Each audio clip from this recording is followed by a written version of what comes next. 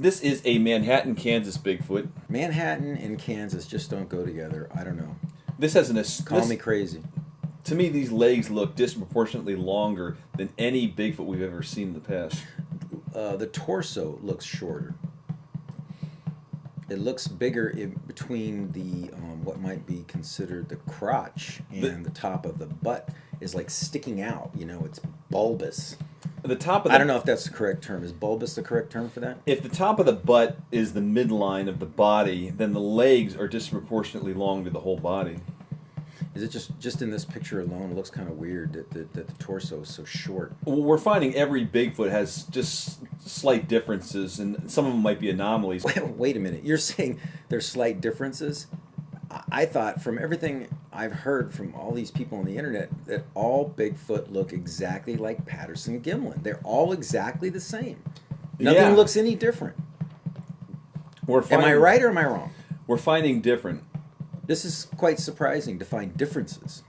There are expectations of what a Bigfoot hunter or cryptozoologist job might be like, and everybody tries to romanticize different jobs. For example, people that are wildlife photographers. I remember seeing a documentary on the National Geographic Channel, I believe, was about a specific National Geographic photographer.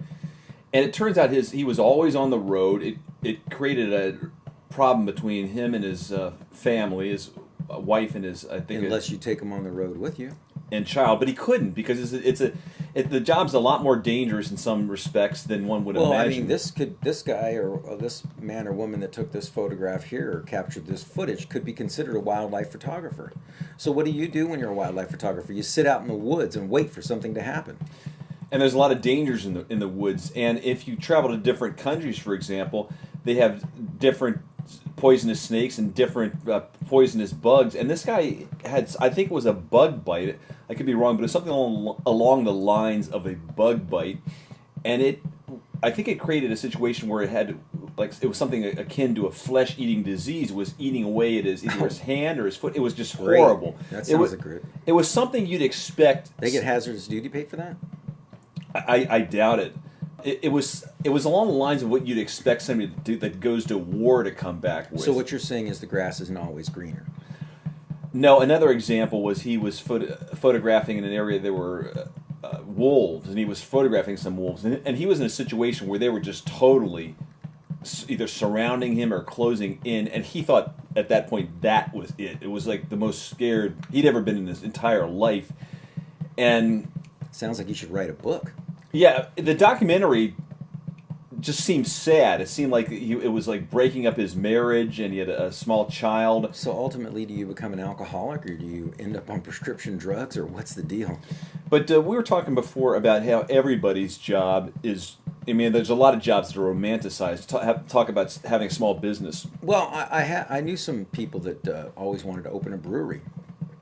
They ran a small business, and they left that job in particular, and they opened this brewery. It had been their dream, and it's a great brewery. They have good beer, but it's freaking hard to get business, hard to get people in there. It's hard to hire employees, and then you're the one that's responsible 365 days a year. Well, maybe not 365, but you take Christmas and Thanksgiving and New Year's probably.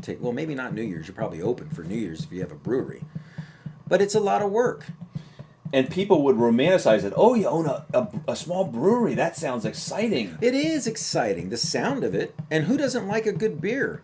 I want to relate something in the next episode to something Howard Stern said when he was being interviewed by Jerry Seinfeld regarding, it's something along the lines of what we're talking about. Well, I have another instance where somebody very close to me opened a business. Opened a restaurant, but we can talk about that later. Next episode.